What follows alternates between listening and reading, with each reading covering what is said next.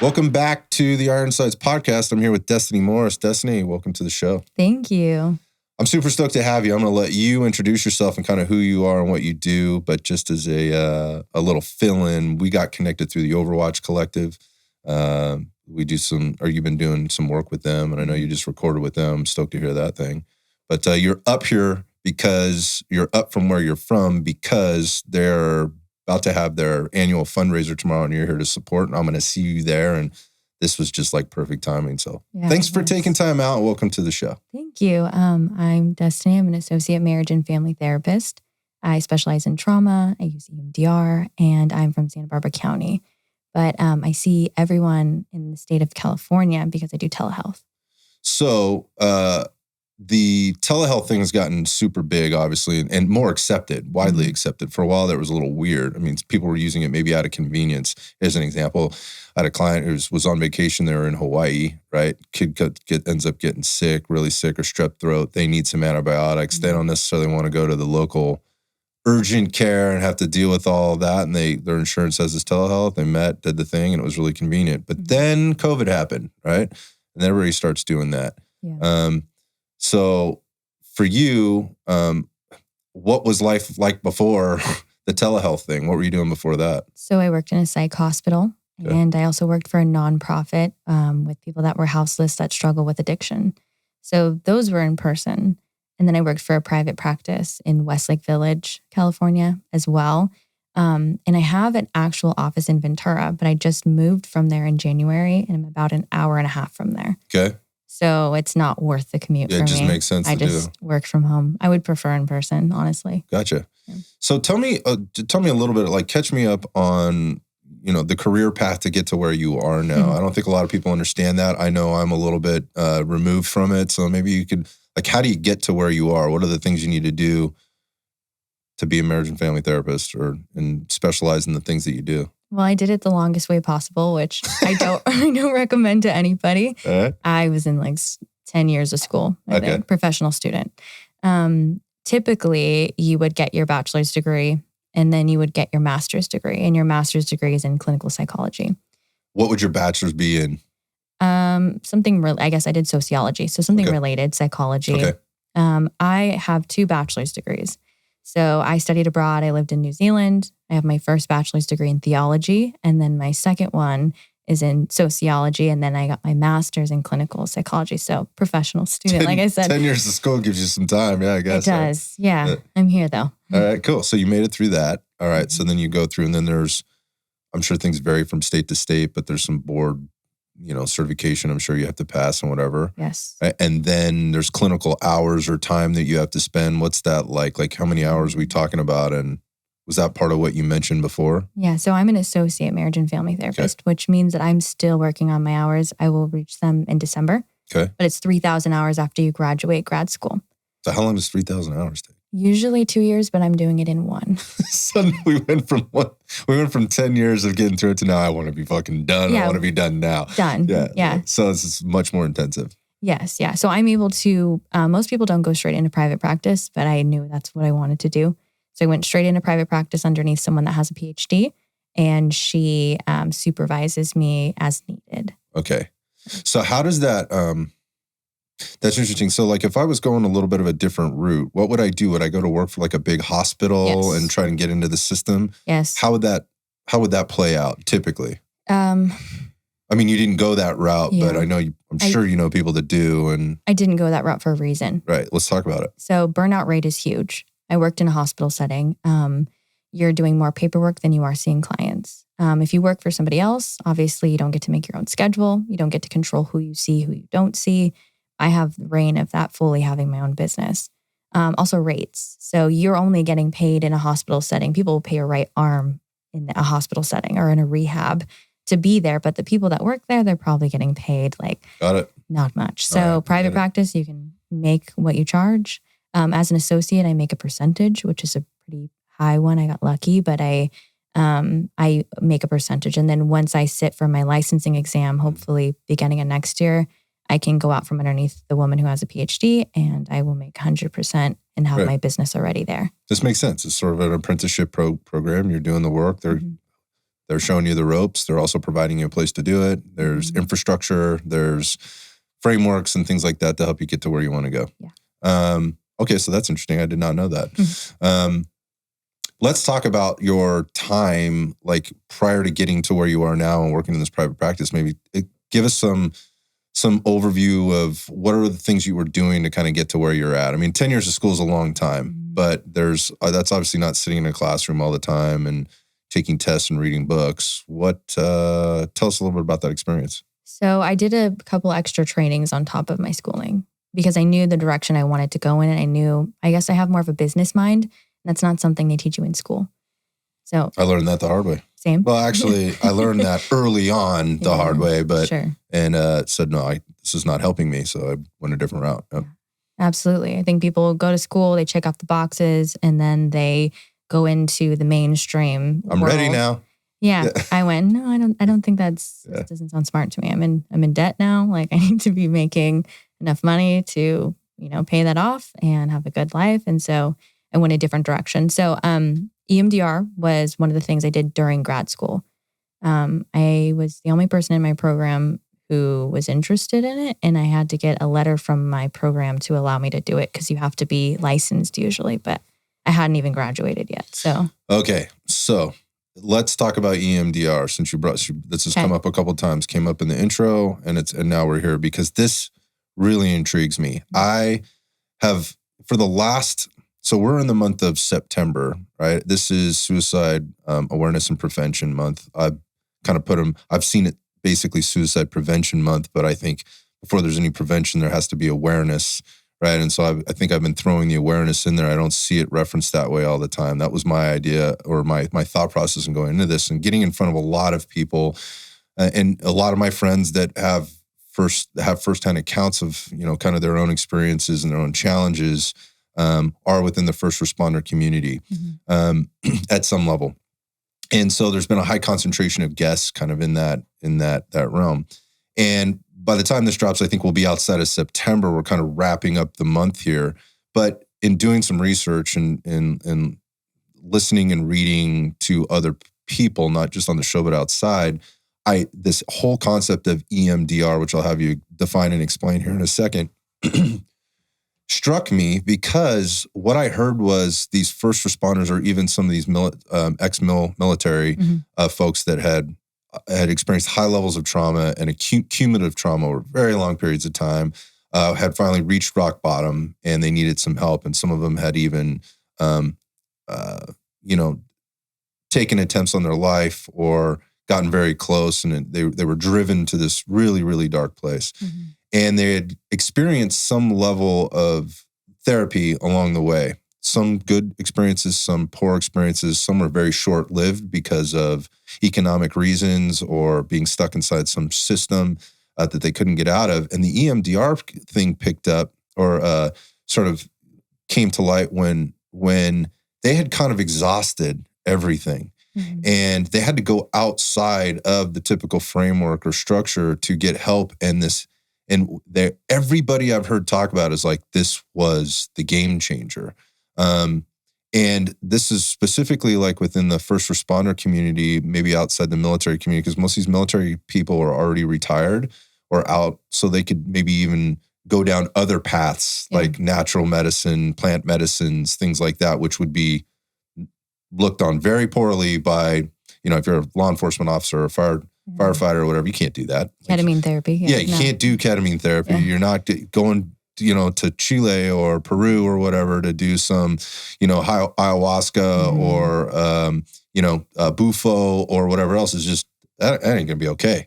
So anyhow, this came up. And the reason I'm setting this up is because when I heard you did the EMDR stuff, I was like, dude, we have to have her on the show because I need to know about this. So that's kind of the setup to it.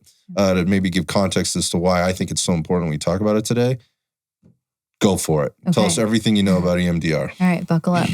So I think that EMDR can be something that's very daunting. When people hear about it, they often are scared. They're worried. They have questions about it. But just to preface this, EMDR is one of the most gentle approaches for trauma therapy. And the reason being is because the individual who's doing it or receiving it is doing it on their own within themselves. So if you and I were to talk about your trauma and you are going through all the details and telling me all the things about it, that is it's a method of processing, but it can be extremely draining. And it can be really rough. But EMDR, the person is going within themselves to experience it. So I can explain what that process looks like. So define what EMDR means. Sure. Start at the basics. So eye movement, desensitization, reprocessing. Eye movement, desensitization, processing. Reprocessing. Mm-hmm. Okay, so there's a lot of fancy words in there, and I know where we're using the acronym. Down. Yeah. Okay. So let's break them down. Okay. So eye movement, comes from something called bilateral stimulation. Have you heard of that?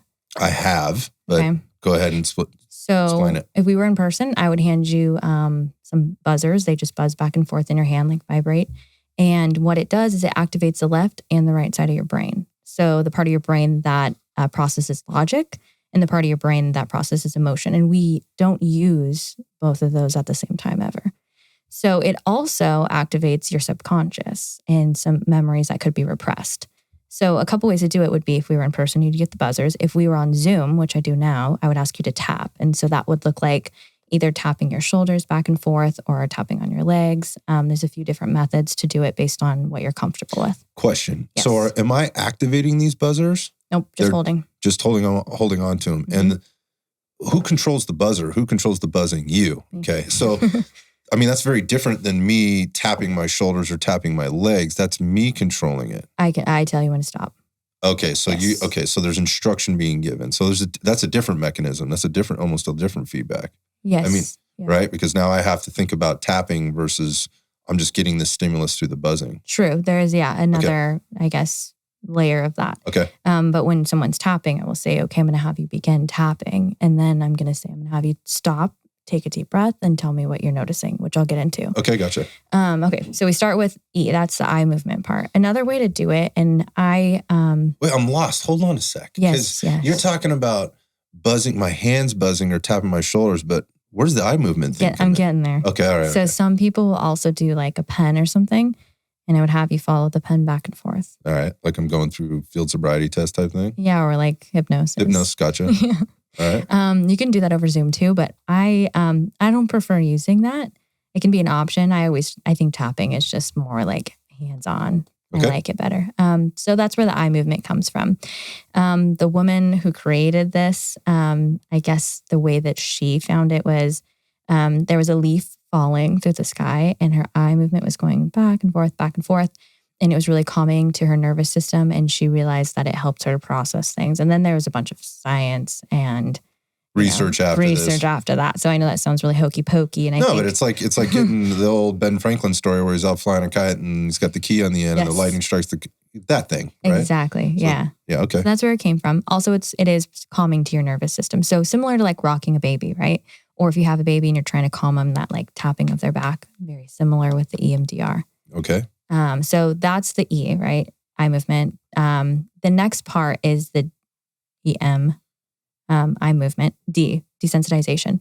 So EMDR is a type of exposure therapy. Okay. So I am going to be re-exposing you to your trauma over and over and over and over. Okay, can I ask, like, what other types of therapy would be an exposure type therapy outside of this? Give me like a compare and contrast. Well, there's like experimental therapy, and then exposure therapy in a whole would look more like, let's say you have a fear of flying in airplanes. All right. So maybe you and I would meet up at an airport and we would sit and we would watch the airplanes. Gotcha. Until you could finally get on an airplane. And what that would look like is working on coping skills and how to manage your anxiety. Got it. Or panic. So okay, got it. Similar. It's in that boat. EMDR is similar. So bring it back a little bit more from that. If you and I were to see something traumatic together, let's say we go outside and we see someone get hit by a car or something. I go home and I'm fine. I don't think twice about it. Maybe like, oh, that was really gnarly. I saw that. Maybe you go home and you have a nightmare about it. And then you're thinking about it the next day. And then you notice that you're a little nervous driving and you're like, maybe I don't want to drive too much this week. I feel a little anxious about that. Those are the beginning signs of PTSD. Okay. And the difference is that we metabolized that differently, right? So we have different levels of resilience based on our background and where we come from and what we see and how we take that on. And it comes from our own personal background. So if you were to have experienced it that way, what happens, or the visual I like to use, is you took that memory and you put it in a box in your brain labeled trauma. This is where the trauma goes. So what EMDR does is we're going to take that box out of there. We're going to open it up. We're going to process it. And then we're going to, the R, reprocess it and put it in a different shelf in your brain.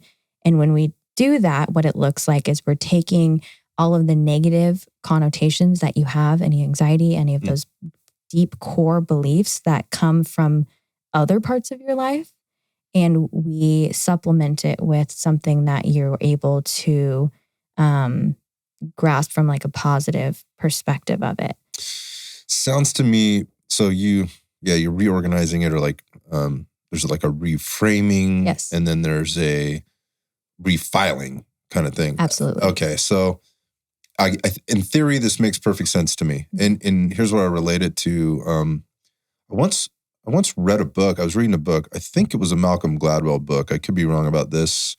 Maybe it was Blink. Maybe it was that one, or maybe it was one of the other ones. I'm not sure. Point is, he was comparing. They were doing a study on autism. And the study was effectively, and they did a really good job. He did a really good job. Whoever it was doing a really good job sort of articulating this, but how those that are autistic file things in their brains a little bit differently, and how it's atypical of those that don't obviously have, autism. And so it's put in different places in a different order. So things impact them very, very differently. And one of those things, I think what the study was they're watching a movie, right? They put them in front of a movie screen and they were tracking eye movement the entire time. And this was fascinating because they could see where the subject was looking on the screen during this very, very intense moment where, if my memory serves me correctly, the person in the scene, there were two other subjects or whatever. Somebody had a gun and they were really tormenting whoever was maybe sitting in this chair. And it was very like, there's a lot. So things that, that people would relate to this are like fear, anxiety, nervousness, fear of death, fear of loss, all these kind of things would maybe be setting in. The eye tracking was saying, it's going up to the light bulb on the ceiling in this scene, over to the light switch, like then to the chair, a picture that was on the wall, seemingly uninterested in what was going on with the emotional piece, right, of what this was bringing to the table. And there was this threat, like that this person was going to be shot with this gun. And ultimately, it's just build up. And the person, the actor or character pulls the trigger on the gun, and it's a little flag pops out of the gun and says bang, right? And the subject being studied kind of chuckled out loud, like saw it as being funny, where anybody else would be going, that is the sickest thing I've ever seen in my life. This person thought they were about to die right now, and the person with the gun is playing a game, a sick game. I thought that was very interesting because nothing about that scene to me could have been filed in that order. I mean, first it's fear, right? The fear is just like, oh my God, this is about to happen to this other person. It was almost laughable because the gun was a toy. I don't know if that relates to this at all, but I always think back to that example when I hear the term like reorganizing or refiling in people's heads, and people not understanding that, or I'm talking specifically about autism in my example there, that people do this every day. We do this to ourselves every day, right? In one way or another. So in this refiling process, it seems, I'm going to go back now, it seems like that makes perfect sense. And this should be like, oh, well, we just follow this process and ultimately this works out really well. What's the reality of that? Like, how long does this take? Like, how difficult is this for people? I mean, what are the challenges that you're really going to face in this process? So I think the common misconception of it is that a lot of people think you just come in for a couple sessions and you are fixed and good to go, or that it works for everybody, and it does not work for everybody. I would not recommend EMDR for every single client that I have, or even every single client that has trauma. There are some people with trauma that do not fit the criteria for me to do EMDR. I just don't feel like it's a good fit for them. Is there a type? Like, is there a type that seems to be more successful with this? Like a very A-type personality can do well with this versus somebody that is not, like somebody that's very analytical can do a good job with this versus somebody that maybe a little less analytical and more creative? The only research that we have, and I guess where I'm pulling from, is people that are very skeptical of it usually won't go far with it. Okay. All right. So you have to kind of let go. You have to be able to be open to the process of it. I would imagine that's kind of any of these therapies, though. Oh, yeah. Absolutely. Yeah. When I got trained in this, I'm like, what is this hokey pokey weird EMDR, like leaves flying? What is this? Voodoo shit, right? Like people, this is some magic, black magic stuff that people are like very skeptical of. Again, I'm just hearing story after story after story. Like, this was the thing. It works. And it's been a lot from the first responder military community. And that's why I'm saying that. So, okay. So how would a typical session go? Like, so if you're taking somebody through this process, what would that look and feel like? Sure. So we would build rapport first. So I would never just jump into EMDR with someone that I'm seeing for the first time. That's dangerous. I don't know you. If you get super flooded, let's say you start panicking, I don't know you well enough to calm you down, and you don't trust me well enough to lead you into that place. So we do a lot of like just building our rapport and our relationship. And that's something, I guess, personally, my theory of or type of therapy I use is person-centered therapy, where it's important that we have a relationship. Bottom line. So after we get established, which can take anywhere, usually like a month of sessions, maybe a couple months, depends how close we get and how willing that person is to be vulnerable with me. Then we will start to, this is interesting, I give you a list. And on the left side of the list are called negative connotations or negative beliefs. And they start with I am. And they're in categories like power, safety. I think there's 5 categories. And they're like, I am powerless. I am not safe. I am not a good person. I am worthless. And I say, I want you to pick the top 3 that stand out to you. So give a minute. So they'll pick out the top 3 and I'll write them down. And then I'm going to ask you for each 3, one at a time. Let's say you picked I am powerless. I'd say, when is the first time you ever had the thought I am powerless, unrelated to this traumatic event? So they'll go back in their head, oh, when I was 3-year-old. No. Is that pretty typical? Like they go back to their childhood? For some people can't reach back that far. Okay. Yeah, it just depends. So that would be the most recent. And then I would ask you, or not the most recent, the first memory of that. The next one would be the most intense memory of that, which is usually the trauma we're working with. Oh, well, this happened, And then the last thing I'll ask you is, when was the most recent time this happened, which could also be the trauma, or it could be, oh, yesterday with my mom and I felt this. So what I'm doing is I'm starting to create like a puzzle or like a spider web where I'm connecting different core memories and beliefs, because that ties into how tightly someone is holding on to these core beliefs about themselves, which plays into the version of like having trauma in the first place about that. Like we go back to the scenario of you and I. Maybe I don't have those kinds of things, but from the accident out in the front or whatever. Yes, yeah. Maybe you have stuff from your childhood, and I've got stuff in my backpack, my box, my cup, whatever analogy we use there. Yes. Okay, got it. Yes. So we go through those. That's a second session. And then we also are going to do something called resourcing. And that's basically, and if I get to know you well enough, we do it quickly. How do I calm you down? That's the thing. All right. So over Zoom, that's the hardest. Right? I can imagine. Yeah.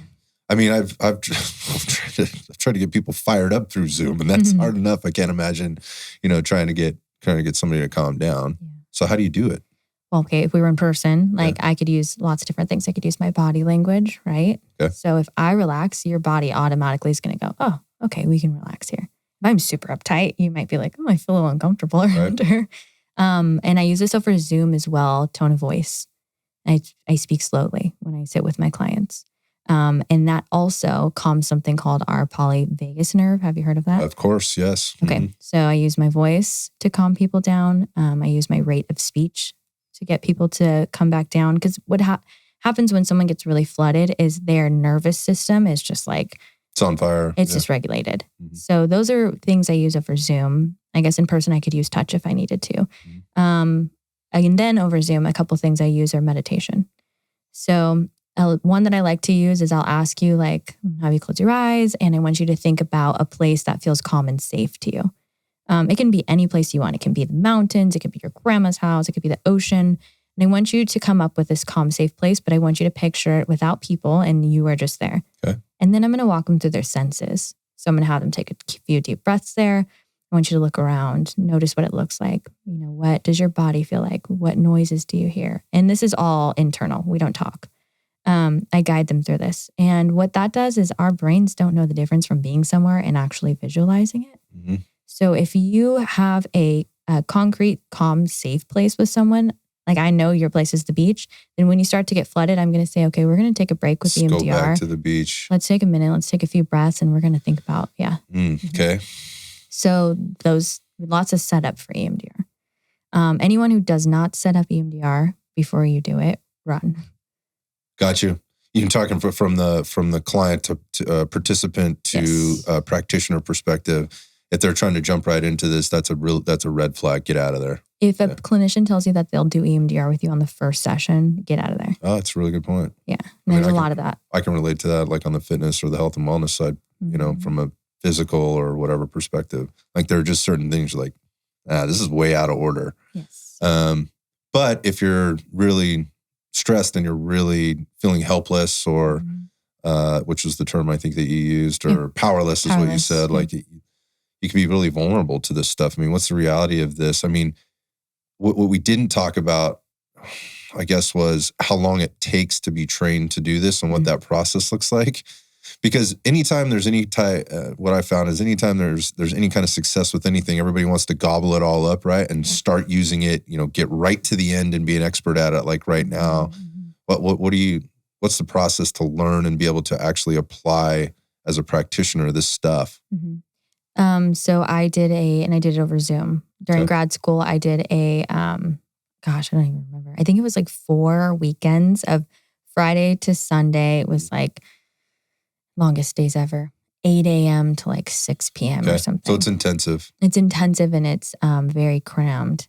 You have to read this book. You got to pass a test at the end of that. And then you have to do consultation hours. So like clinical, are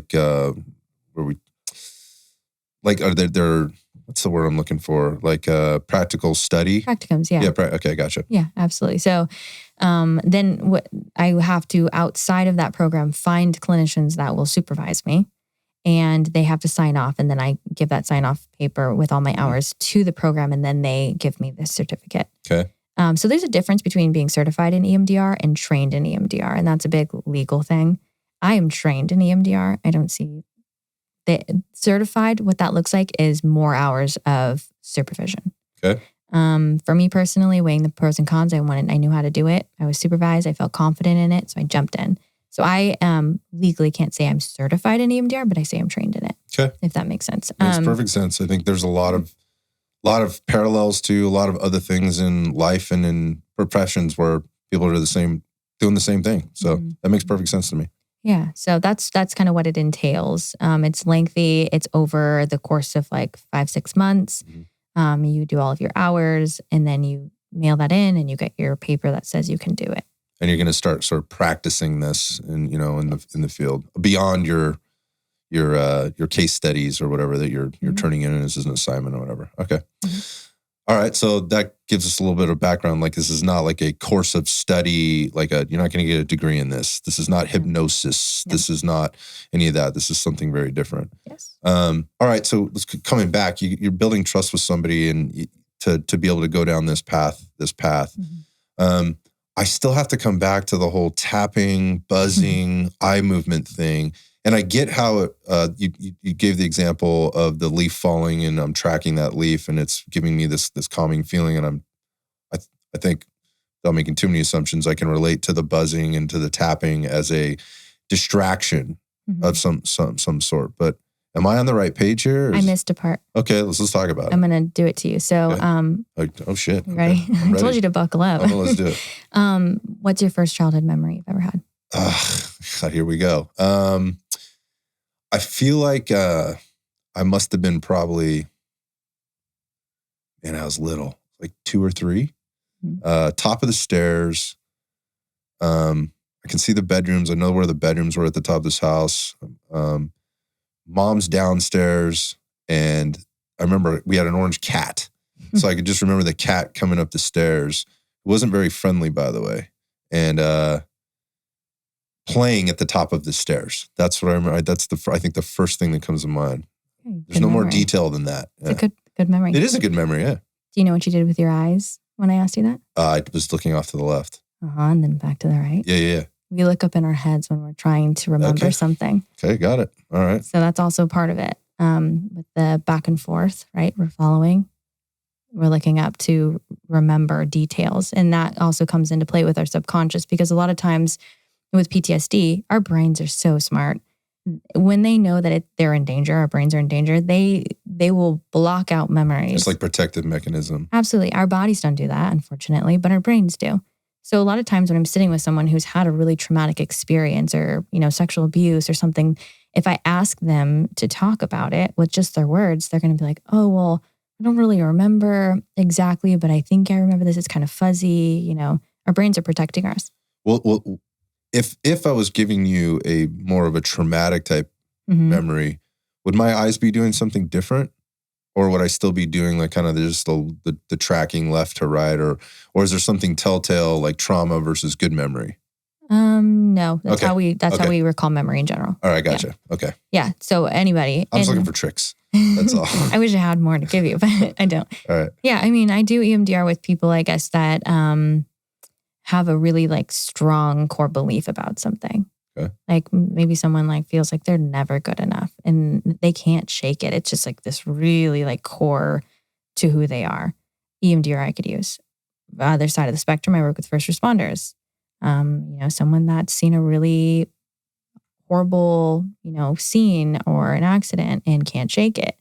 I go through the visuals of it. So there's different sides, I guess, of the spectrum. It works the same for both. Okay. So my eyes are moving. You're watching my eye movement. And right? Your body language. And my body language. And then we come back to this like kind of distraction of the buzzers or the tapping or whatever. How does that all play in together in terms of, I get that I'm recalling and my eyes are moving and you're seeing that eye movement, and you mentioned the tapping and the buzzing can be calming. So is it a matter of getting this distraction happening while I'm recalling it so that I'm in a better place to file that differently? How does this, like, I'm unclear on where this leads to. I missed some points here. Okay. So it makes sense that you're unsure. Okay. So then after we set up EMDR, we go into it. So what that looks like is I hand you the buzzers or I have you start tapping. And I'm going to ask you, what is the most traumatic image that comes to your head when you're thinking of this whole incident? Okay. So let's use a car accident, right? Maybe you're telling me, oh, the most traumatic part was like when I saw my mom fly through the window or something, window shield. Like something that part. Awful. Yeah, that sits in my head. I think about it often. Like that's what I dream about. Like we're going to start right there. So we start at the most intense part. And I'm going to ask you on a scale of 1 to 10, how intense was that for you when you have to think about it physically? Like how uncomfortable do you feel? Let's check in with our bodies, right? So this is also using some somatic therapy. And you might say it feels like a 9 out of 10. Okay. So what I'm going to do is I'm going to have you close your eyes. If we're doing Zoom, this is how we do it. And I'm going to have you start tapping. And what I want you to do is just start thinking about that part. And I'm going to have you there for just a few minutes. And then I'm going to say, okay, I'm going to have you stop tapping. I'm going to have you take a deep breath. And I want you to tell me what you noticed. So you are processing on your own. You are going into that memory. And then you regurgitate to me what you're noticing. And when I ask, what are you noticing? I'm asking either what you saw in your head. Like, oh, I saw my mom. And then I noticed that I got really tense. And like some people, they'll say like my heart rate is really, really high right now. Yeah. I feel really anxious right now. Okay. Some people will just start crying. And I have some people where their trauma is so intense that we get maybe 5 minutes into EMDR and we have to stop. Okay. Because my job isn't to like overwhelm your system and leave you like that. My job is to, you will be overwhelmed, and that's why EMDR is so intense. And then I'm going to drag you out of it. And I want to show you that there's a way out. So it's like, again, you expose the exposure, just like exposing, this may be a good example or a bad one, but you're exposing people to certain things, say through the media, like we're seeing, or like through video games for that matter. Like, and there's a lot of talk around violence in video games and how kids are being desensitized to violence as a result of the video games that they're playing, or lots of things go into that, but the more exposure you get to it, the less and less of a big deal it is. Exactly. So I guess in comparison, that's what we're doing. We're trying to get to a place where it impacts us negatively less and less as we go a little deeper into this. So it could start at a minute, then it goes 2 minutes, then it goes 3 minutes, then it goes 4 minutes. It might be very uncomfortable. How do you know when you have like a breakthrough moment, or like, what does that look like for a person? How would they know if they're, because this is tough to measure, right? I mean, it's not, we start with a scale of 1 to 10, but it's very subjective. Absolutely, yeah. So this is going to sound hokey pokey too. I've been doing it long enough where I can feel it. I know. But when someone gets to a point where they've like released the emotion, let's say they're crying, or I have some people, they'll just start having a panic attack. This is why EMDR is scary to some people, because they're like, I don't want to be put in that situation. But this could be in any form of therapy for that matter. True. Any of the ones that we mentioned before, I mean, it could certainly happen. So, I mean, that's legitimate fear, right? But at the same time, like, it can be part of the process, right? You know, I mean. It is, yeah. Okay. Yeah. So, and I want to remind, this is the most gentle way to do trauma treatment. So it doesn't feel gentle, but it is, versus talking about it. So when I see that person expressing that emotion, that's the breaking point for me. And that's when I'll say, okay, let's stop. Because our brains, they always go back to pain. I don't know if you've noticed that. If I ask you to recall like, I don't know, like a highlight reel of your life, you're probably going to pull out a lot more of the like detrimental things that have happened to you, or the traumatic things that have happened to you, than like the, oh yeah, well, I had a great 5th birthday. Like that just gets buried in there. Right. Our brains stick to the stuff that is traumatic or negative usually. As a protection mechanism. Yes, and I think sometimes we think that if we go over it over and over and over and over on our heads, we are more prepared or able to handle it. But what happens when people do that on their own is they're not able to get out of it. So they're almost scared of that. And they create this like panic or fear mindset around the situation or the memory of it. So if we go back to a car accident situation, maybe that person just avoids cars at all costs. They don't want to talk about it. They don't go there because they're trying to protect themselves from it. But by exposing you to it and then leading you out of it gently, I'm saying, hey, there's a way out, and I'm going to show you it over and over and over again. It's very similar to personal training. If you're a good personal trainer, you're going to teach someone how to do it right. And then hopefully they're going to be able to do it on their own. Yeah. You're not going to keep them forever. This is the solution, right? Yeah. Therapy is the same. I'm going to teach you how to get out of it, and I'm going to teach you how to reprocess. And then when we're done, which is, you asked that earlier, it can take, it depends on the person, their resilience and their willingness and their openness. So, I mean, it could take a year of EMDR. It could take 6 months of EMDR. I can't tell you how long it's going to take. We figure it out together. The same. I mean, it's the same. Going back to the personal training example, like, I don't know, you're an individual. So we will figure this out together, and we'll reevaluate multiple times along the way. Oh, yeah. So I have questions, sir, again, because we talked about the first responder community, and these are tough people. Yes. I mean, like tough emotionally, tough physically, all things considered. And they've had to get tougher generally as the years go on and on and on. And as a result, many of them would admit that they get harder, they get more callous. Yes. Right? That emotional skin becomes more callous and more callous and more calloused over time. And so having to sit down in a chair and talk to somebody about even if they built a relationship with them, talk to somebody about their emotions and all the things that they've been feeling that even themselves have suppressed and have built up a callus over the top of, can seem really unreasonable. I mean, quite frankly, I mean, it's just like, you're not going to get that out of that dude. Like, it's just, you're not going to get that stuff from them. They're not going to open up like that. But how this sounds different for me is, rather than me talking through it with you, I get to process it internally. We don't have to talk about it. You're going to see a manifestation of the things that I'm dealing with, but in respiratory rates, elevated heart rates, panic, tears, like some emotion.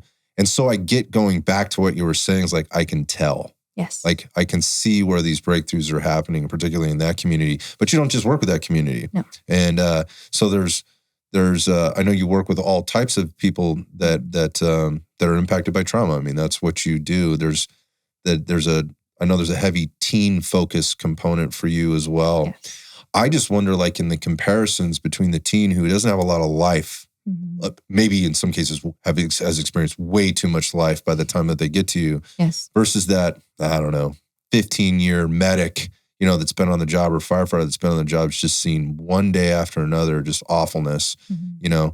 Is there one that's more difficult? Do they come through it quicker? Is there a different process? Maybe No. what light can you shed on that? So the process is exactly the same. But the thing that I do different with teenagers is I do not let them sit in that dark place long. Okay. I pull them out quick, and then I put them back in, and then I pull them out quick. Adults, most adults, I'll have them sit in it much longer. That makes sense to me. Because it's intense. Yeah, you have a little bit more hardware and software downloaded to maybe deal with that reality of that and go back to whatever you need to go back to. Exactly. Versus the teen or the young person who's just stuck in this place and can't get out. I want to go back to the where we kind of started with this, and that this is sort of little known. It seems to be very, very kind of underground almost at this point. Is it safe to say that it's also taboo kind of in the field? Maybe not anymore. A few years ago, yes. So it's coming more mainstream. It's pretty mainstream now. I think that a lot of clinicians offer EMDR, are getting trained in it just because they see. And then similar for myself, like I said in the beginning, I'm like, what is this stuff? I know it's popular. A lot of people ask for it. My business brain goes, this is marketable. And I started doing it with clients, and I'm like, oh, it works. Okay. Yeah.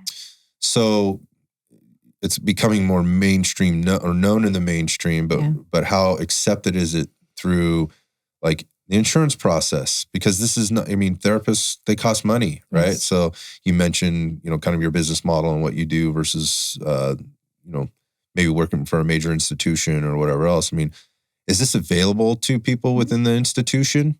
No. And no. would it be paid for by my insurance if I was part of, let's say, the Kaiser program?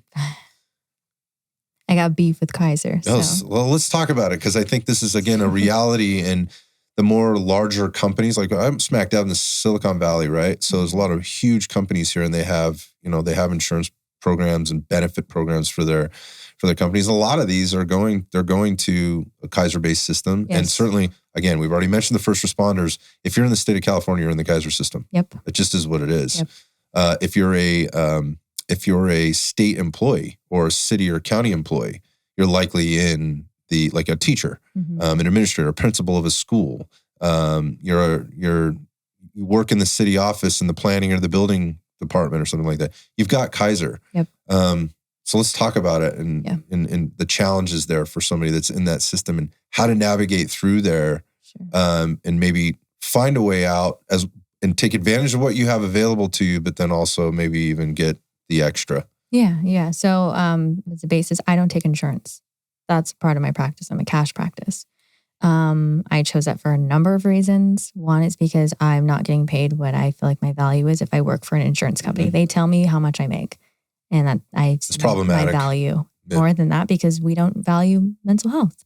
So we're not paying clinicians who are in debt and have gone 2 years of school and are good at what they do, what they should be getting. Oh, you're absolutely right. Not valuing our mental health we don't value our fucking physical health. I could go on and on about this. Look at our nation right now. Look at the world, but look at our nation. Let's look at California. Let's look at the county I live in, the city I live in, right? No, we don't value we want to think that we do, but we really don't. So switch that over to the mental health side. Oh, hell no. Yeah. And we're not valuing that. I think there's a moral side to it too. So I am a moral, I do it because I love it and it's my heart and it makes me happy. And I have so much love for all my clients, not because I'm trying to be a big baller therapist. So I do have a business mindset of it, but I guess I'll get to that side too. So I don't take insurance, but I do take something called a super bill. Have you heard of that? Yes, I have. Yeah. Okay. So chiropractors and physical therapists, I know use the super bill. Yeah. I ask the insurance, or I fill it out. The client asks the insurance with the form if they are willing to reimburse them further out of pocket. And most insurances, a lot of insurances will say, yeah, this percentage, or yeah, fully we'll give it back to you. For the EMDR therapy, they're doing this? Yes. Oh, they are? So EMDR, this is promising. Yeah. So EMDR, and when I fill out the super bill, they're not asking me what modality I'm using. They're asking me, what's my client's diagnosis? Okay. So PTSD is billable. Anxiety is billable. Depression is billable. Anything that's in the DSM, the diagnostic manual, is billable for an insurance company. So they're not asking me what I'm using. I could use EMDR. I could use, any other kind of modality of therapy. They don't care. So yes. So the super bill would happen. Kaiser. Deep breath. Yeah, I don't know if you know, but they just had a big strike with all their clinicians. Yeah. I do know. I have some personal experience with that strike. And okay. And so you might know that when, let's say you're trying to find a therapist and let's say you're a firefighter and you go through your EAP program or whatever, and you have Kaiser, because most people do. And you call and you sit on the phone for hours usually. It's fun like that. And then they say, okay, well, there's 2 clinicians. That's all you get to choose from. And are you feeling suicidal right now? And most people, they're afraid of getting hospitalized. So they'll say no. Oh, well, if you're not suicidal, then actually you only get 1 therapy session a month. At best. And then you might get a clinician that sucks. He's going to put that in there too. There's a lot of crappy clinicians out there, just like there's a lot of crappy personal insurance. And It's easy to hide within the larger institution, the larger thing, right? It's easy to kind of fly under the radar, right? Or you have the credentials. Tick the boxes, punch the clock, whatever. Yeah. Yeah. So I guess that's kind of my beef with Kaiser. They don't usually take super bills. So that's another thing. Back to the moral of myself as a therapist, I offer sliding scale spots. So I have a number of sliding scale spots where I slide down. I see some people for free. I see some people for $40 a session. I see some people for $85 and some people for $150. Right. So I have looked at my financial situation and okay, this is how much I'm able to wiggle. And that makes me feel better about not taking insurance, and I'm not ripping myself off. But you're making the choice. Yes. Yeah, you're making the choice. Yes. And to how much of your own bandwidth matched with your income where does the power band there? Where does the graph kind of intersect? And is this the right client for me? Yes. Do I feel like I can do them the service that they need for this much money at this particular time under the circumstances? That's America, right? And the challenge I have with it is, or with this whole thing is that people they only are looking within the silo of what's available to them in their particular, and they don't in their particular situation because of the insurance coverage that they have. Yeah. And they don't know how to self-advocate. They just are like, well, I just do because this is what I've always done. This is what I was taught to do. This is how my parents handled me as a kid. We just went to the doctor when the doctor said do this, we did it. Yep. There's a lot of distrust now, about that kind of stuff, particularly over the last couple of years. I think there's been lots of reprogramming, if for lack of a better term, on this. Doctors are being questioned now. The kids of today are going to be looking, depending on, what they were exposed to through their parents or through the media, whatever, the last couple of years, because I don't know if this doctor's right or not. I mean, because I hear a lot of these doctors are saying, they're talking shit about one another. They're trying to bury one another. They're trying to disparage one another. How much of this should I actually trust? So should I even go through this process or not? But certainly not knowing how to advocate for yourself or navigate through this process is really, really tough. And so this goes back to what I was saying before. If somebody finally gets to the point, they get to a really bad point, in their situation, and they finally make the decision to go and get some help and try and get some help. And then they get stuck in this thing where they're like, well, I only see a person once a month. I really don't feel like this is helpful for me. And that's all they got. Taking the next step again is usually after it's gotten a lot worse first. And somebody has to be there to almost rescue them or introduce them to this. Yes. Has that been your experience? Yeah, that's where crisis comes in. That's where hospitalizations, 5150s, all of that come in there. Well, can you talk about your experience on that end? Yes. When it has reached the crisis point, what does that look and feel like? Yeah, I guess to start, and I think this is important for people to know, because I don't know if you're on TikTok, but we are. Most people are on. We all have an addiction to it, including myself. Yep. And there's this trend right now that I see a lot is I overshared with my therapist and I got the sticky socks. Do you know the sticky socks? First off, I'm going to say this. Yeah. I'm glad I don't know about this, Okay, but now you do. but I also feel like I need to be informed. Yeah. So this is probably more teenage TikTok, which I somehow fall into. Well, so. I got kids, so hit me with it. Okay. Yeah. How old are your kids? Well, we have a 10-year-old and I have a 20-year-old. So the 20-year-old is definitely at a different level, but the 10-year-old's right there in the middle of it. Yes. She has no social media. She will not have any social media. She's smart. She's not exposed to any of that. Like that is a rule, but she hangs around with other 10-year-olds. Yeah, so exactly. Not dumb. Like we know what's up. Yes. So that's a trend within the youth, I guess. And I've seen it too, is the sticky socks are referring to the hospitalized socks you get with the grippy bottoms on them so you don't slip. Yep. Most psychiatric hospitals, they give you the grippy socks. So there's that trend. I overshared with my therapist and I got the sticky socks. So that you got admitted. Yes, it's not how it works. And this drives me insane. It makes me angry because I tell every single client in the first session ever, and I will repeat myself as many times as possible. If you are feeling suicidal, you can tell me, and that is not reportable. I can't tell your department. I can't call your mom. Wait, hold on. Wait, so you're not a mandated reporter? I am a mandated reporter. So I'm so confused because I would imagine like if I'm a cop and I tell you I'm suicidal, then you've got to report that up the chain. Okay, so there's more to that. So Okay. You can tell me you're suicidal. I think that a lot of people have these thoughts and they feel like they can never say it out loud. And so when we have this like heavy thought like that inside of us and we can't tell someone because we're afraid that we're going to have repercussions for it, that's when you get to crisis mode and someone's actually like having attempts, right? That makes sense. So I always tell my clients, if you're feeling suicidal, let's talk about it. Schedule a session, text me, call me, right? And I take that very seriously. If someone's feeling that and thinking about it, I mean, there's sometimes other things that come after that and sometimes not. Maybe they just have thoughts. So I say that's not reportable. What is reportable is if you said, hey, Destiny, I am feeling suicidal, been thinking about it a lot. I have a gun at home and I'm going to shoot myself tomorrow.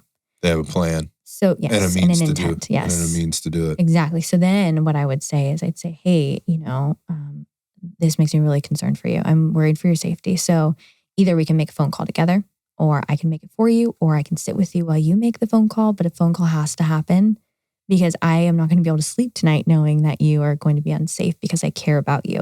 So it's not me telling on them or covering my butt for liability reasons, which is a big part of it, but it's me.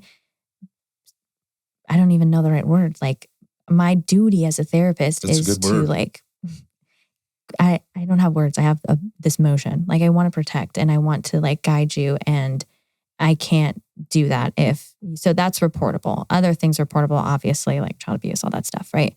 But these kids, what they're referring to is if they quote unquote got the sticky socks and got admitted, yes. Then all the steps in what you just said had to have happened or likely happened? Not always. So there's clinicians that are very like report heavy. Conservative or whatever. Yeah. Very conservative. I'm pretty relaxed about, I'm in a private practice. I've been doing it for a little while. So I feel like, okay, I can really size the crisis and what's happening. I've worked in a psych hospital. Well, by the way, you make money when you admit somebody to the hospital. I don't. No, not you. The hospital does. The hospital does. Yeah. If you're working for one of these major institutions. Oh, yes. So being conservative is also maybe it's considered being fiscally responsible. Like we're driving revenue here. Yes. I don't want to put too much on that, but I know how the math works. Yeah, that can happen too. Yeah. Or a not so trained therapist that's in a private practice might go, oh my gosh, you're feeling suicidal. Okay, we're going to call someone. Yeah, I'm not talking about private practice. I'm talking about corporate. The corporate big business of big insurance, Yeah. So big pharma, all of those things. Yeah. That's my other, I guess, my own personal view of it too, is because I worked in a psych hospital. I worked with teenagers and I worked with adults in there. And first responders are in there as well. The one that I worked in was in Ventura, California. Okay. And you are... the way that it is organized is, let's say you're an 18-year-old girl and you said that you were feeling suicidal and you got put in the hospital and you get there and you're like, I wasn't even going to do it, but I told my dad and then he didn't know what to do. So he drove me to the hospital and I got put on a 5150. You are put in a room with someone of the same sex, but of a completely different diagnosis. So you can be put in a room with someone that's full on psychotic, or you could be put in a room with someone that's detoxing off of heroin. Or you could be put in a room with someone else that's feeling suicidal, or maybe they had attempts. It's a scary place. I led groups in psychiatric hospital. I did one-on-one therapy for people. I did psychological assessments in there. I just don't think it benefits a lot of people. The only benefit that I can see personally, I guess two benefits of a psychiatric hospital are to, if someone is unsafe and they're going to harm themselves or someone else, they need to be somewhere safe that's on lockdown and they're being watched. That's a place to go, right? You got 3 days until you cool down. The second thing is if someone doesn't have like the resources, like a therapist and all that, the discharge planning for being in a psych hospital is you have to have a therapist lined up and they usually over medicate up there. So by the time you're done, you have 5 different medications you got to take, but which I don't agree with either, but you have resources. So if you're homeless and you get put in a psych hospital for 5150, you're going to come out with the meds you need for your, whatever diagnosis, schizophrenia, and you're probably going to be able to get connected to someone that takes Medi-Cal or, so those are the 2 things I think work well with psychiatric hospitals. Therapy is not happening in psychiatric hospitals, and it is not beneficial for any person that's just having suicidal thoughts to go hang out in a psych hospital, because that's traumatic in itself, and I wouldn't want to spend the night there. Just going to say that. So you've had experience there. I mean, in your private practice, have you seen, you use the 18-year-old girl as an example. Have you seen that client walk into your office after having gone through that experience? Yes. What's the reality of that for them? They're angry and they don't trust, and they don't feel like they can actually be vulnerable and talk about anything. Who are they angry with? Either the clinician that reported them, or with the hospital in itself, or their parents. A lot of times, whoever they usually, like the girl that told her dad and the dad put her in there, livid at her dad. Like, why would you put me in here? You don't understand how horrible it is to be in a setting like this. I had actually a conversation and experience with the young girl once. Let's just say a family acquaintance, about her experience, and she was very angry. And then there was also talk about what the post release plan and going to therapy, and they were caught in a system, so there wasn't a lot of choice. There was a lot of stuff going on there, I think, but one of the things she said to me, which blew my mind, one of the things she was really angry about, I don't want to go see a therapist that's just going to make me color and draw pictures. Yeah. I was like, well, what do you mean? She's like, yeah, that's what they're trying to do. Like, they're trying to get me to color and draw pictures to talk about my feelings that way. Yes.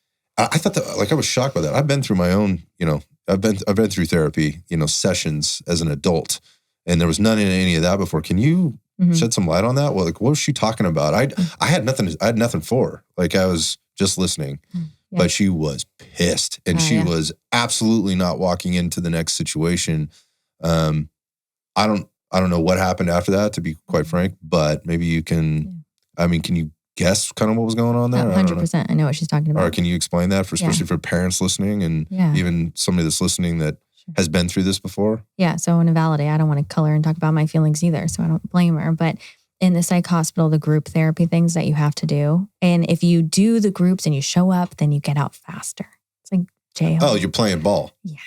So they'll show up, whatever. Art therapy is what you call it. And art therapy works for a lot of people. It's great for children. It's great for people that are more artistic and don't have the ability to talk about things. I've had some clients that just literally will not talk. And I'm like, okay, we're going to do some art. Let's see what comes up. Because it's a different creative outlet to express. Okay. So I don't want to discredit art therapy. I think it's great. What she's talking about at psych hospitals, they have almost... It's like a default? Yeah. We're all going to color. And then they don't know, I don't even know if they have them talk about it. They just color. So we're not handling anybody's individual needs here. We're handling babysitting the group. That's why I stopped working there, because I would see people for 3 days and basically be like a mama to them. I'm comforting them. And I'm like, it's okay. You're here for 3 days. Let's come up with some plans, so you can get through this. There's no long-term therapy. There's nothing I was doing to help these people except comforting them. I didn't need a degree to do that. So after 8 months, I said, I can't work in this setting anymore. I love it. It's my favorite because it's exciting. And I have the gift of nurturing, but I'm using my gift of nurturing. I'm not using my gift of therapy, if that makes sense. It makes perfect sense. So back to the art thing. If I don't work with children smaller than 14, then I would maybe use games and art and stuff. And a lot of people use play therapy with children, but 14 and up, they want to talk. They want to be validated and they want to be heard and understood. That's like the basis of like connecting with someone, is for me to say, I see you and I hear what you're saying. And maybe I haven't been in your shoes, but like, I get it. Let's move forward together. And I need to put this back in here too. If someone tells me that they're suicidal, no, it's not reportable. But yes, we come up with a safety plan. Yeah, I'm not just like, oh, like, okay, like hang in there, buddy. Sharing. Yeah, no, it's like, well, let's come up with a plan. What I do for my clients, my private practice clients, is I sleep with my phone on silent because I don't want to be woken up in the middle of the night. Okay. But I have a handful of clients that I turn on my emergency bypass for, and they know that. And I note it in my notes too. It's all in there. I say, hey, you call me at 3 a.m, you're feeling suicidal, I will get up and I will answer it. If you text me, I won't get it because I'll be sleeping. Call me if it's an emergency and I will get up and we will talk through it. And I'll, go through the severity of it. Do you have a plan? Do you have intentions? Are you just having thoughts? Are you self-harming? Are you cutting yourself? Right? Mm-hmm. Those are questions that I ask. And then, okay, what can we do? What are some of your coping skills? Like taking a hot shower, going for a walk, calling a friend. You used one today by calling me. Another one is we can restart our nervous system by putting our face in ice water.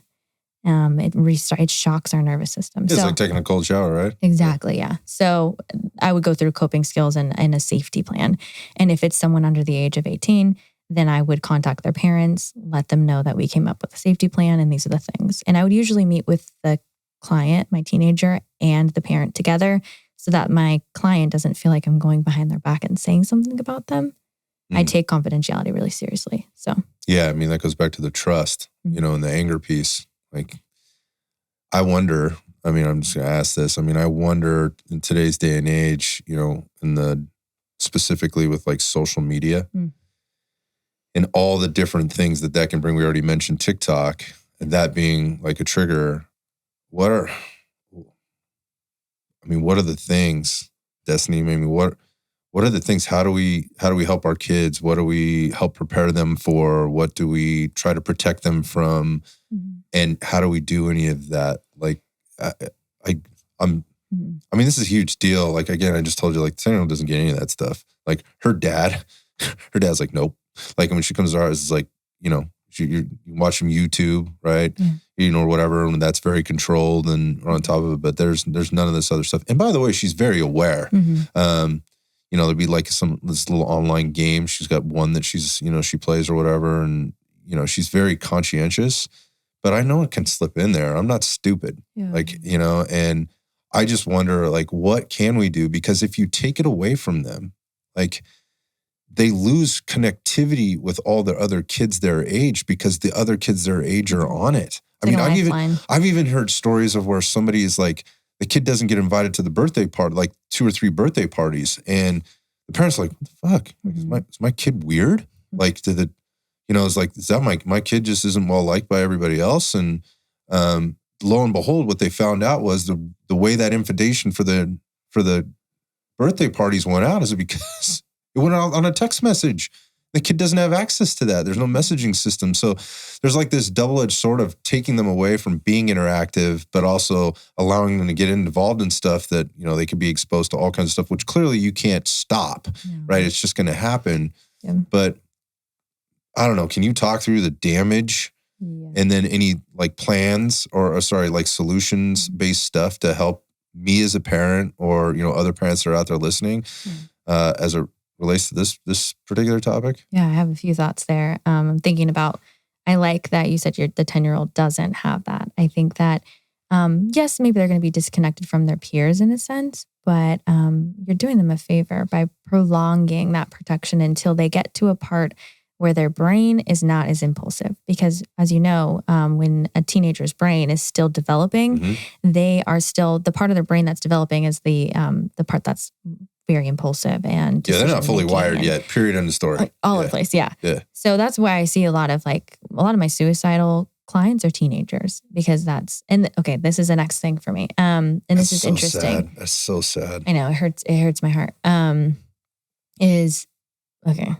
Double-edged sword here. So we are mainstreaming mental health times 1,000 right now, which is great.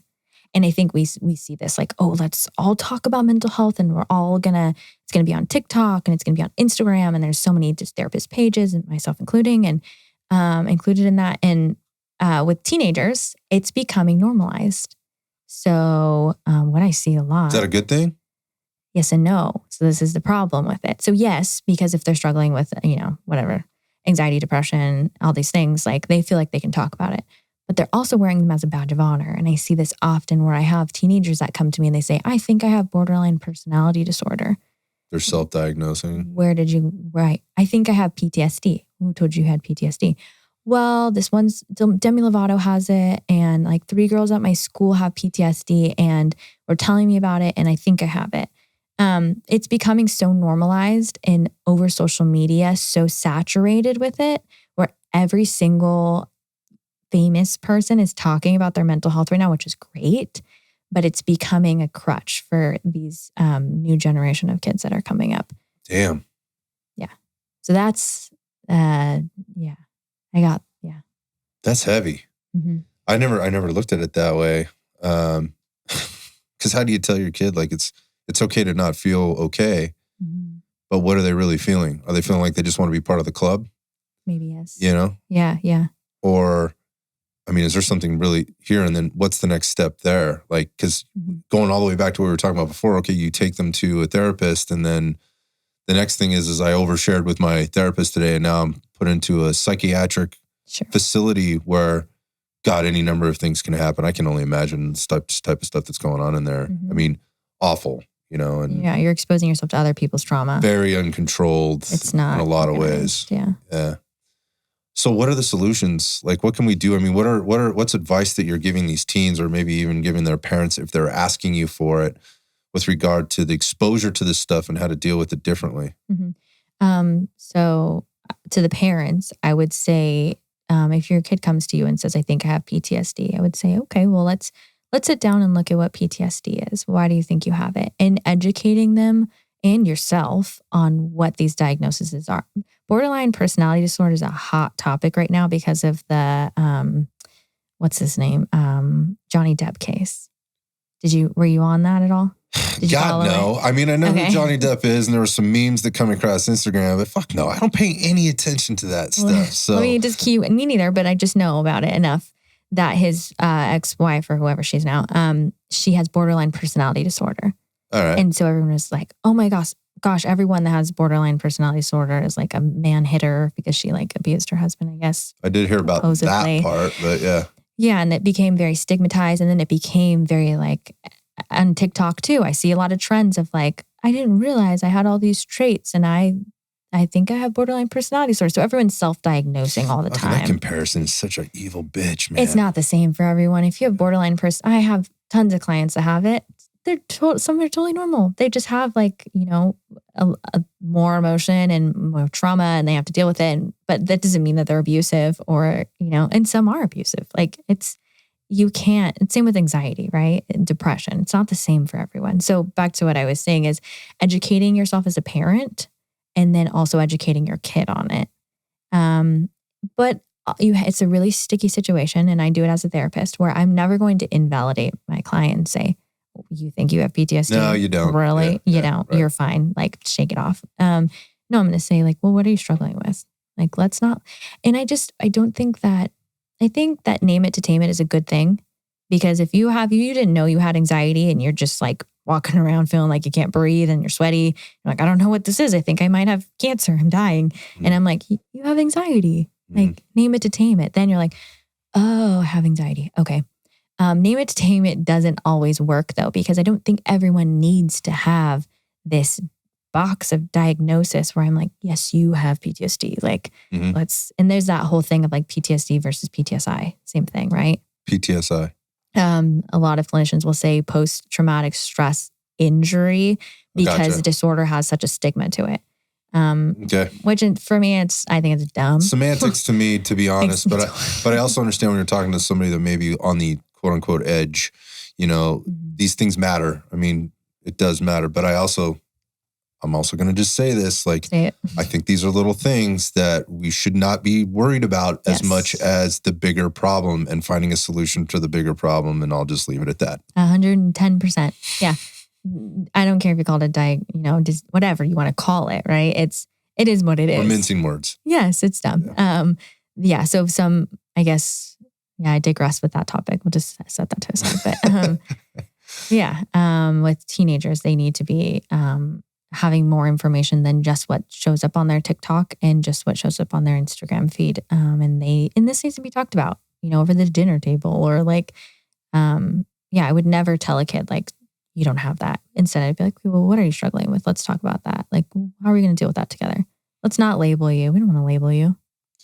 Yeah, I just kind of relate this now. If I flash forward and I go to the adult stage, Okay. right? Mm-hmm. And now these kids are going to be adults, right? And they're oversharing, in their mind. Like, I don't want to overshare, or they're self-diagnosing or whatever. And then we have this generation that's kind of right in the middle right now. Mm-hmm.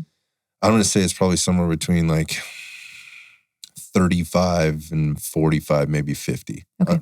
There's like a 15-year thing there. This is kind of what I'm picking up. And I fit into that, where I missed the whole social media thing. The only reason I got on it was because of the business. And, admittedly, I'm on these platforms for business only. I mean, I share almost zero personal anything on my social media accounts. And I also don't take any of that personally. Mm-hmm. I don't look at it as like real life. I think most of it's there for quote unquote entertainment.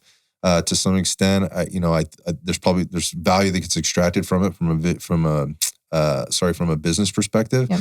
But the way I look at it is this is very divisive, and I think it's very dangerous if not utilized properly. The power of it not harnessed properly can be very, very evil, and I see it as more of that than anything else. But I also, it's tough. It's a very tough dichotomy to live in. As you're as an adult who's like got kids and you're looking at it going, you shouldn't be on that, but yeah, you're on it. And, trying to lay down boundaries and what's okay and what isn't okay. But I see this adult, again, 35 to 50 that has not been exposed to this. And they don't know how to deal with these questions that they have or these feelings that they have. And there's a stigma attached to even talking about it, right? Particularly in whatever profession you might be in. But they're also working around the generation that has been exposed to all this and is dealing with exactly what you just talked about. Yeah. And so there's like this weird environment where like I shouldn't talk about it. And if I do, then there's going to be, I work with these kids that seem really, really oversensitive. That's the kind of the thing. Like they're really, really oversensitive. Yeah. And I'm not that person. I didn't grow up like that. I didn't grow up like that. You need to toughen up. You need to toughen your skin. And then this group of people over here, which is like, no, that's just like, suck it up, dude. Like, and then if there's senior leadership that's older than them, it's getting pushed down. This is in all different types of environments, whether, corporate environment, government, agencies, things like that, state agencies, schools, and whatever. I see this transition period that's happening right now. And I wonder what's the outlook on this as we go down. You said, as we go down the path, you said the awareness of this is becoming it's becoming more mainstream. Yes. Are we moving at a fast enough pace to keep up with this as a healthcare provider or as a group of healthcare providers?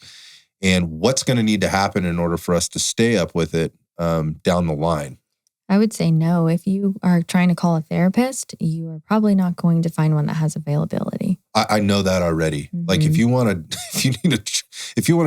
job that's going to keep you busy all the time, just become a therapist, right? Exactly. Because you can't get in. Yeah. I know you can't. If you're looking for one, you can't get in. Side note: I am taking new clients. Good luck. We'll talk about that. Yeah, but good luck trying to find somebody, to get in. And if you're in one of these institutions, oh goodness, you get the bottom of the barrel. And if they go on strike, you're getting nothing. Which is what's been happening. Exactly. Because they're overworked and overwhelmed because things are becoming that much more saturated. So what do we do? Yeah, what I want to say too is that age frame you're talking about. That's the same age gap that's saying, I don't believe in therapy. Like, I don't want to talk about my feelings. That 35 to 50. Yes. Yeah. Yes. Totally get it. Yeah. And you talked about it as like a transitional thing. I see it more as a spectrum. Okay. So there's one end of the spectrum where these people are like, I don't believe in therapy, right? And then there's the other end of the spectrum, and it's the kids that are hypersensitive, right? Where's the middle?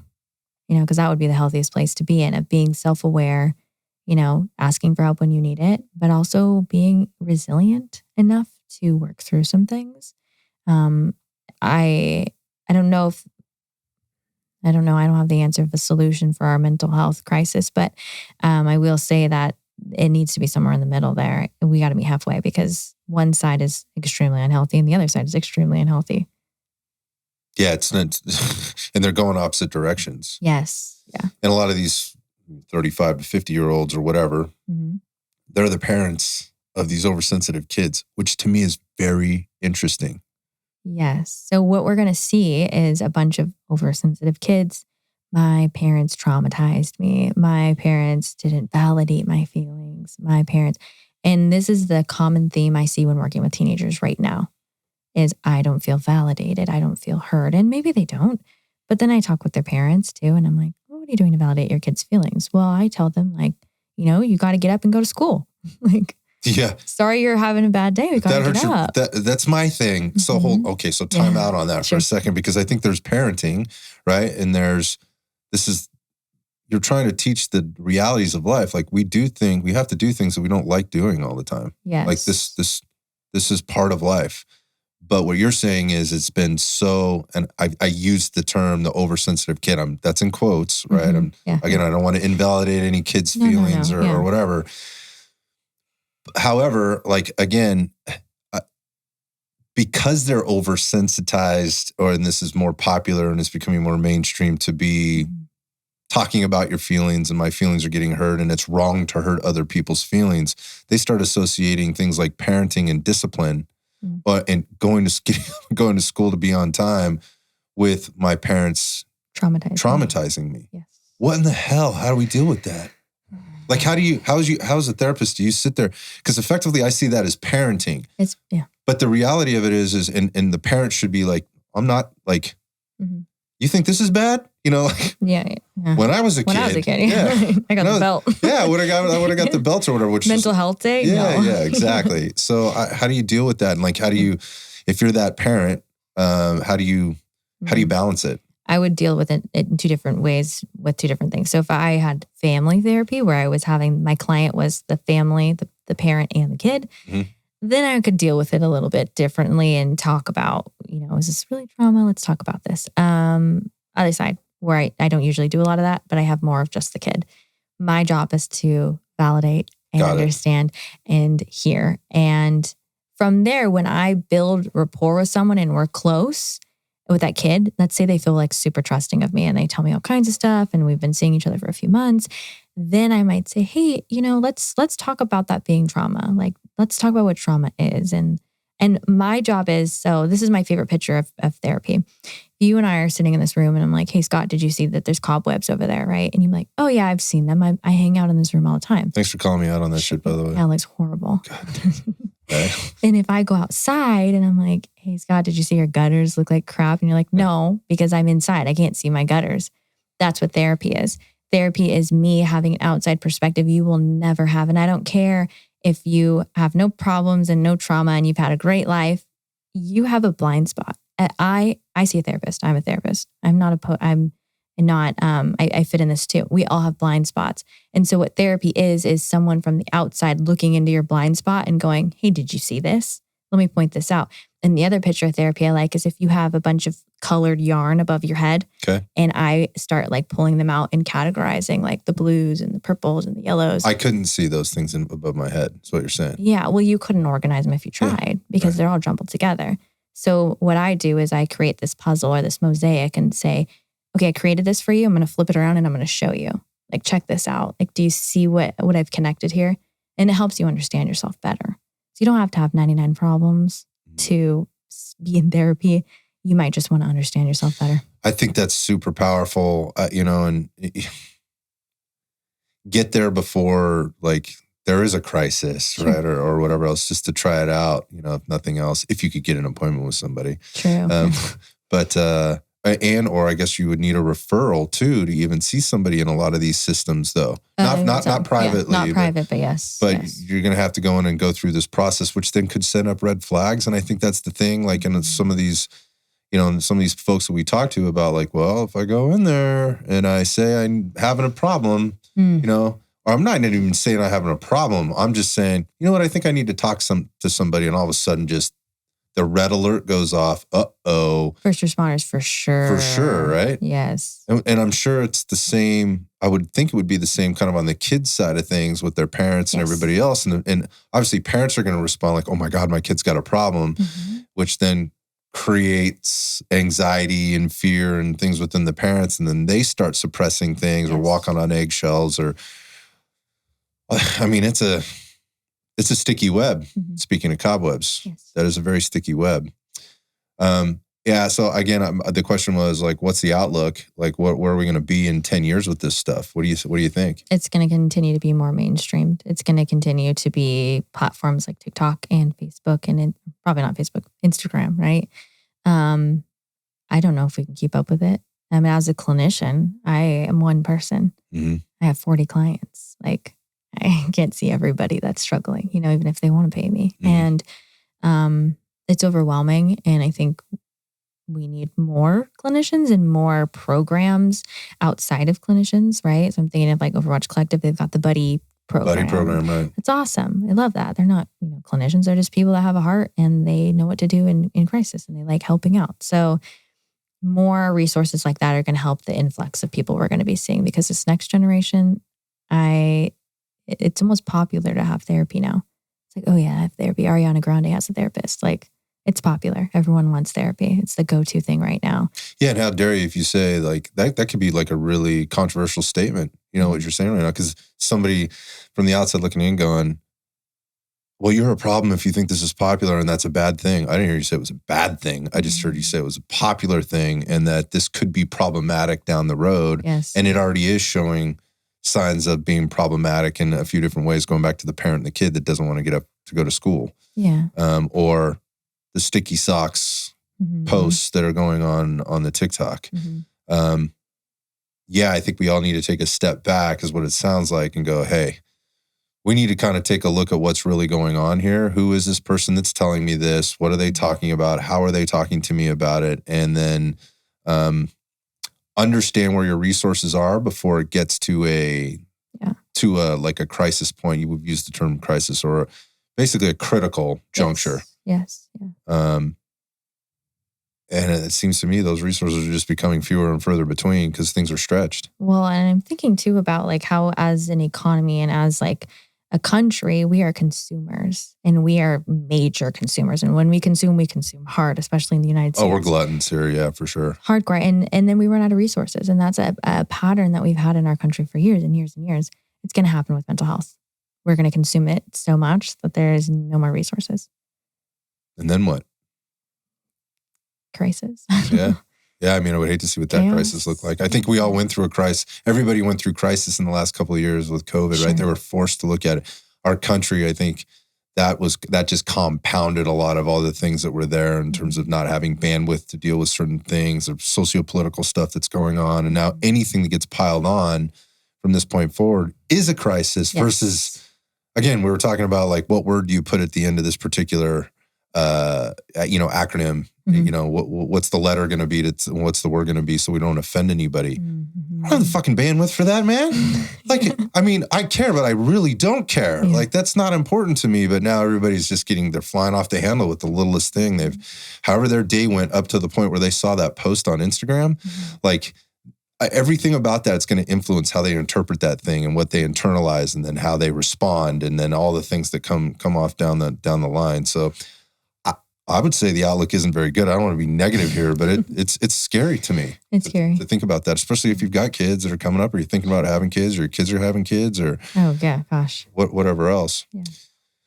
Well, I wonder, like, where do you see your genre? Do you see, and when I say genre, I just mean like private practice. Where do you see that heading in the next couple of years?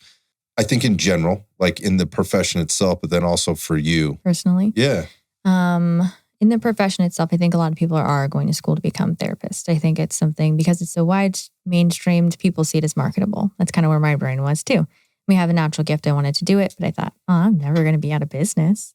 I'm always going to have clients. I can work until I'm 90 if I want to. I don't, but I could. Right? I get you. Same. That's why I got into this business. Yeah. And it's profitable. So there are a lot of people going into it.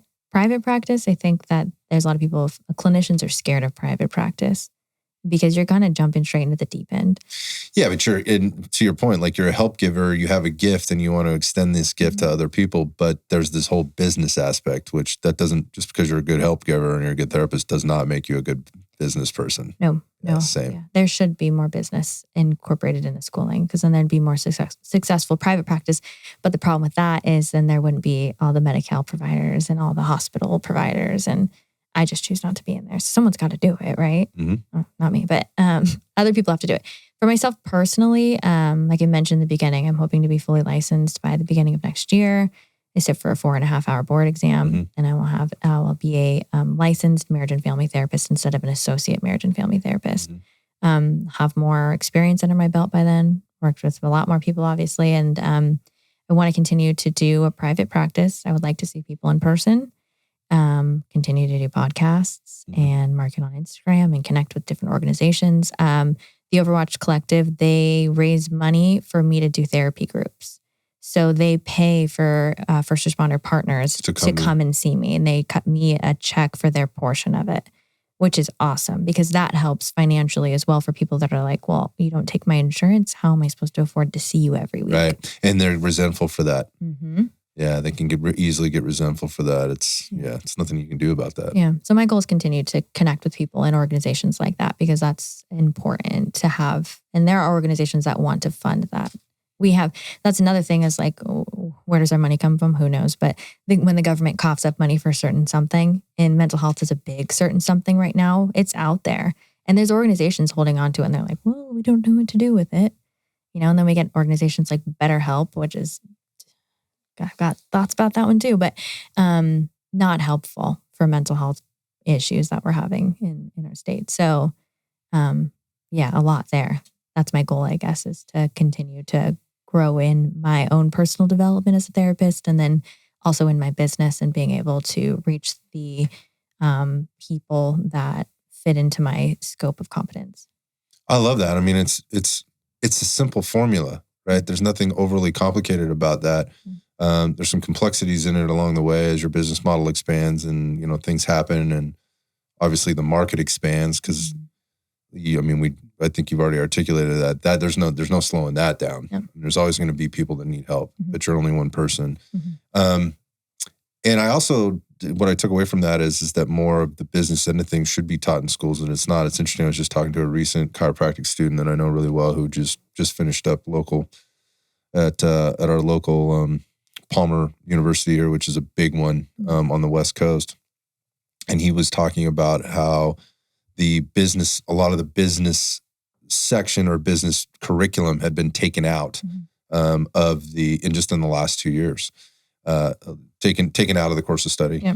And I was like, wow. And he was like really disappointed about that. He's like, this is the stuff that people need. He happens to be an entrepreneur prior to going in, so he kind of gets it, and that's why he was super aware of it. He's like, oh, this isn't good, because while we're setting people up to maybe be good practitioners, we're not setting them in to have any longevity in being a practitioner outside of this, these rigid walls of the insurance system, which we know are just continually getting worse and worse and worse. No one knows what they're doing, and when it comes to finances. And so I guess I relate to the entrepreneur because I had my own business out before I did this. I was a swim instructor, and I hustled swim lessons for like 5 years in my neighborhood pool. I'm not surprised to hear this at all. Yeah. And I had to talk money, and I had to deal with no shows and cancellations. And so when I came into being a therapist, I felt much more comfortable saying, hey, listen, I have a 24-hour cancellation policy. If you don't show up, you don't give me notice, you pay for the full session.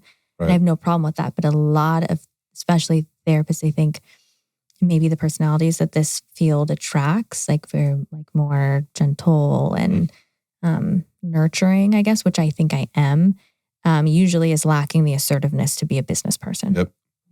Yeah, I just had a thought on that, and that was you're giving a service that's an important service, and it could be a life-saving service, and people could resent you for the fact that you're talking about the money and the business end of this thing. For sure. It could sound really offensive to people, but the bottom line is, at the end of the day, is it is a business at the end of the day. You going to Kaiser is a business at the end of the day. Somebody's getting paid. Somebody isn't getting paid what they probably should be getting paid. Oh, yeah.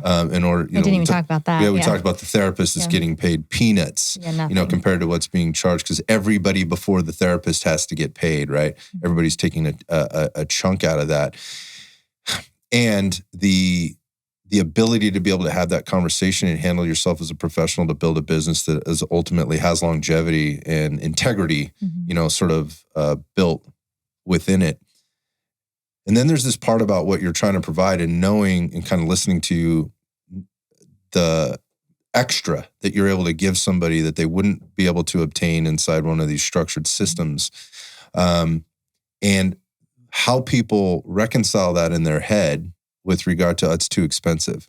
What's too expensive? Well, we don't prioritize it, right? That's the point. How many times did you get Starbucks this week? Oh, yeah. It's like, yeah, but you got a $150,000 vehicle sitting out there that's, truck or whatever that's jacked up 8 inches with huge tires and wheels or whatever, but you won't, and you've got brand new pair of tennis shoes, or, like the guys in our community, like, you just bought another AR, dude, another AR? Like, come on, man, or whatever the case is, the new purse, the new shoe. Again, I mentioned the shoes or whatever else, but they won't set aside $600 a month, for like a once a week meeting with a therapist, right? Which is, I'm just doing the math in my head. 180 is what I charge per session. Yeah. So it's real close. Yeah, it's real close depending on how the weeks fall, where your sessions, well, you won't put that away in order to take care of yourself. Yeah. And it's somebody else, I pay into this other system and it's supposed to take care of this. Well, how's that working out for you? Exactly. That's what I would say. Yeah. How's that working out for you? So making an investment in your health, stop fucking bargaining with it. Right. And take care of business, and be an adult, right? And be an adult as a parent, and make sure that you are same thing. If your kid needs that help, go get that help, for them. And as an adult, if you need that help, go get that help and prioritize it financially, time, and commitment, right? Do all of those things, prioritize all of those things and get the help that you need. So for people that need help, right, and are looking for this help and have been listening to you, and want to reach out to you and find out more about you and, beyond this, where do they go? So they can find me on Instagram, on Being Resilient. It's on _being_resilient. You can email me, Destiny Morris, my first and last name, therapy@gmail.com. They can reach out to you. Yep. And you can point in my direction. If I'm not their cup of tea, and I think this is important, when you find a therapist, you want to find someone that you mesh well with.